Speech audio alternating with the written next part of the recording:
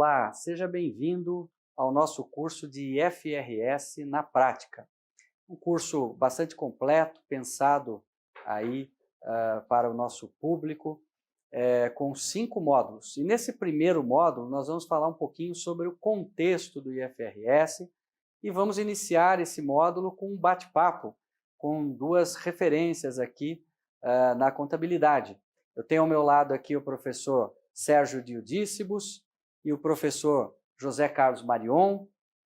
Nós juntos vamos aqui fazer agora um bate-papo, comentando um pouquinho, né, professores, sobre o IFRS, sobre essas mudanças todas que ocorreram. Eu queria começar aqui perguntando ao professor Marion. Professor Marion, o senhor usa muito essa expressão de tsunamis contábeis, né? E em relação a essas mudanças que ocorreram na contabilidade recentemente, nos últimos anos, o senhor acredita que depois de passados 10 anos dessas mudanças, os profissionais já estão preparados? Já assimilaram bem essas normas? Como é que o senhor vê esse momento atual? Muito bom. Em primeiro lugar, eu queria expressar a minha alegria de estar aqui com o professor Sérgio Diudícibus, que foi meu professor de teoria da contabilidade no mestrado, primeira disciplina que eu comecei, e a partir daí comecei a ter mais interesse pela contabilidade, pela vibração que ele tem por essa ciência, né? Mas ele também foi meu orientador de mestrado, meu orientador de doutorado, e o Ricardo foi meu orientado de mestrado. Então nós temos aqui pai, filho e neto. É um momento muito agradável a gente estar juntos aqui, né? Bem, quanto à sua pergunta, Ricardo, eu uso essa expressão tsunami, porque tsunamis são grandes ondas que destrói tudo, né? O que existe, e depois delas ter passado, a necessidade de uma reconstrução. E o que nós vivemos na contabilidade é mais ou menos isso. Nós não estamos vivendo uma evolução da contabilidade, nós estamos vivendo uma revolução da contabilidade, né? É um momento assim muito especial, onde tudo mudou de repente, né? Nós entramos no século XXI e nós tivemos aí grandes mudanças significativas, mudanças essas que eu creio que nunca mais nós vamos ter, porque agora nós entramos em normas internacionais, nós estamos nos adequando a um esquema mundial. Então, quem está vivendo, a nossa geração que está vivendo essa mudança, é um privilégio para nós, porque daqui para frente outras gerações não vão ver mais mudanças tão radicais, tão especiais como essa que nós estamos vivendo. Então é um momento muito ímpar, né? E exatamente os 2 tsunamis que eu me refiro, um é em relação ao SPED, a contabilidade digital, que foi uma revolução, está sendo uma revolução, e outra em relação às normas internacionais de contabilidade.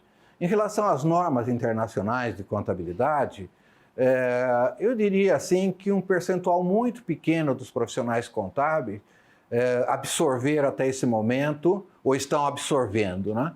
A grande maioria esmagadora, nós temos aí mais de 60 mil escritórios de contabilidade e pequenas e micros empresas, esses ainda estão absorvendo gradativamente, é um processo. Nós não vamos conseguir essa transformação da noite para o dia. Então, o momento que nós estamos vivendo é um momento em que o ensino está investindo, né, nas normas internacionais, as próprias universidades, os próprios cursos de contabilidade ainda não têm uma grade adequada para isso, entendeu? Nós estamos vivendo esse problema que gradativamente a gente vai trabalhar, eu creio, ao longo de 2, 3 décadas para se absorver tudo isso, tá? É realmente impressionante, né? É uma grande transformação. Bem, e quero dizer também que aqui tem o meu professor Sérgio, também foi meu professor de teoria da contabilidade, o professor Marion, meu professor, então é uma honra também estar aqui com vocês hoje. Bem, professor Sérgio, é possível conciliar a teoria da contabilidade com esse novo conjunto de normas? E podemos dizer que esse novo conjunto, ele se aproxima de qual teoria mais? Bom, boa tarde a todos.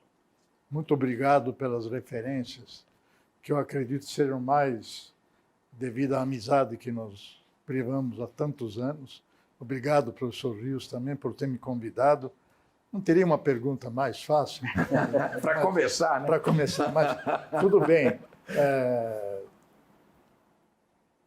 Essa história já vai um pouco longe, né? Tá certo? Eu acho que é muito importante a gente relembrar alguns aspectos.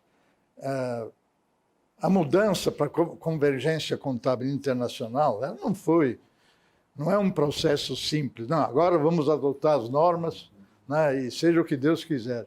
É uma coisa que vem há muitos anos atrás. Na verdade, nós estamos praticamente no aniversário de 50 anos já, desde esse processo de modernização. Como é que começou esse processo? Rapidamente. Lá na USP, na década de 60, quem eram os grandes professores da época? Hilário Franco e outros professores, né? Com todo respeito, excepcionais, mas a forma de ensinar contabilidade não era a mais fácil, sob o ponto de vista metodológico, para os alunos. Era muito difícil. Por quê? Começava com lançamento de diário. Aí aparece, professor, diversos adversos. Os alunos, o que é isso? Eu não fiz nada, professor. Não fiz nada, o senhor me ajuda. Né? Começou assim. Então, nós percebemos, os jovens daquela época, por incrível que pareça, eu fui jovem já, alguma vez, essa forma de ensinar contabilidade não está muito certa. Vamos tentar iniciar uma nova didática da contabilidade, mostrando como nasceu a contabilidade. Como é que nasceu a contabilidade até nas civilizações mais antigas? Através de inventários periódicos, tá certo? Bom, daí inventário, bom, ok. Então tem caixa, contas a receber, contas a pagar. Bom, mas tem que ter valores. Aí começou a valoração, né? E assim, de balanço, depois se transformou de inventário para balanço. De balanço em balanço, opa, patrimônio líquido variou X. Não, mas espera, teve um aumento de capital no período, então não posso, isso não é lucro. Então, subtraindo o aumento de capital e os dividendos distribuídos, começou por diferença de patrimônio, isso aqui é o lucro, quem sabe? Mas aí começou, não, mas como é que foi formado esse lucro? Aí se começou a estudar a demonstração de resultados e assim por diante. Assim que nasceu a contabilidade. Esse processo completou 60 anos, veja, exatamente na década de 2010, quando, acho que pela primeira vez, as normas de contabilidade foram já emitidas, né, pelo CPC, se não me engano foi em 2010, já umas 30 ou 40 normas, né, pelo CPC brasileiro. Né. Não podemos confundir exatamente IASB com CPC, porque tem algumas pequenas diferenças.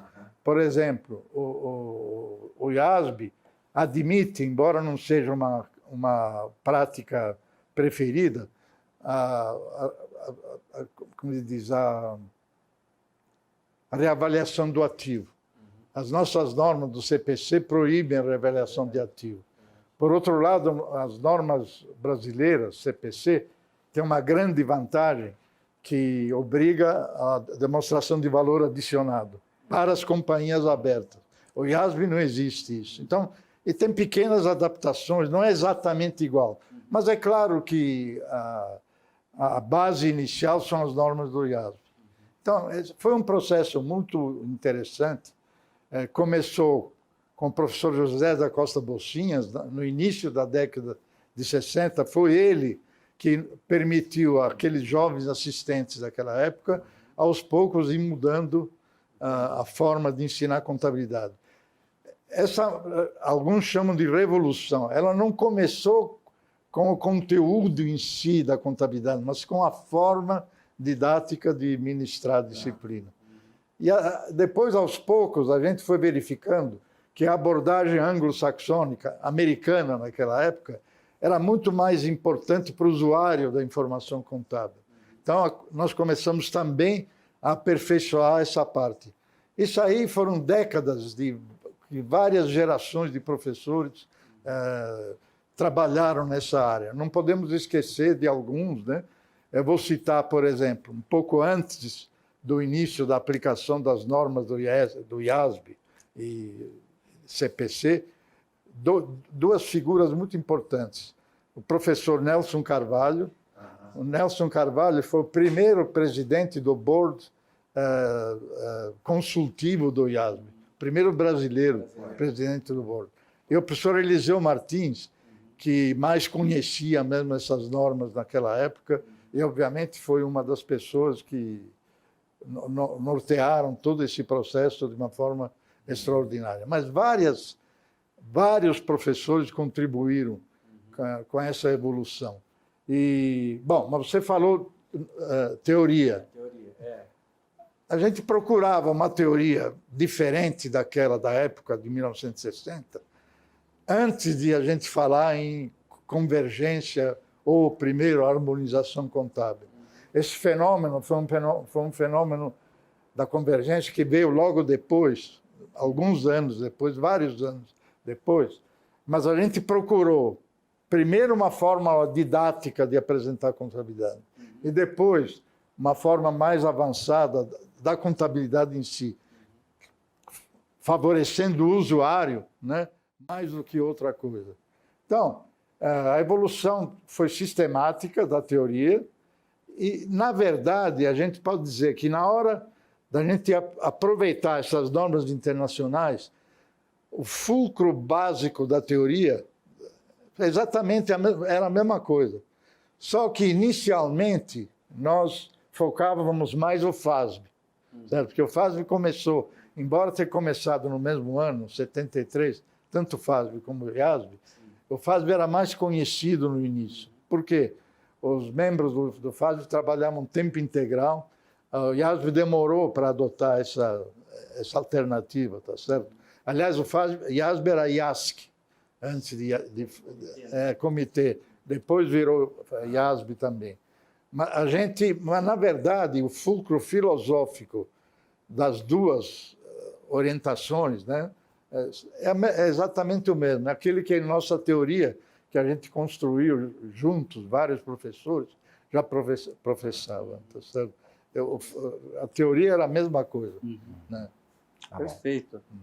É a história, né? A história viva aqui também. Uma coisa que eu queria ressaltar, a importância do nosso livro de contabilidade introdutória. Eu estava fazendo um estágio nos Estados Unidos, lá numa salinha modesta, etc. E, de repente, entra um professor, não, era um auditor, que trabalhava na Library, Rouse Bros Montgomery, entregando, olha, saiu no Brasil um livro do qual você é coordenador. Me trouxe o primeiro exemplar que eu tive notícia da contabilidade introdutória. Foi uma Isso emoção. há 50 anos atrás. O livro agora Foi em 71. Foi. 50 anos atrás. Praticamente. Foi uma emoção fantástica. Daí, as coisas foram se evolumando e evoluindo. E é um livro que hoje completa também os 50 anos, né? E é um livro muito utilizado. Eu uso para o ensino, é muito fácil, porque, como o professor falou, ele parte já do ensino do balanço, né? Das mudanças e tal, e depois ele vai indo para o débito e crédito. O terceiro capítulo é a evolução patrimonial. A evolução patrimonial, exatamente.